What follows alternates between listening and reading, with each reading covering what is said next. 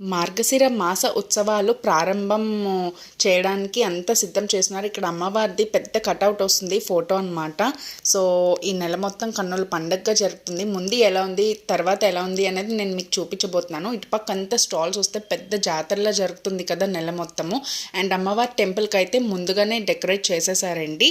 So నిన్నటి నుంచి అంటే డిసెంబర్ 2 నుంచి మార్గశిర మాస ఉత్సవములు, కనకమహాలక్ష్మి అమ్మవారి ఉత్సవములు ప్రారంభం అయిపోయాయి. చూసేయండి, ఇక్కడ మెల్లగా చూపిస్తున్నాను. అమ్మవారి ఫోటో చాలా బాగుంటుంది.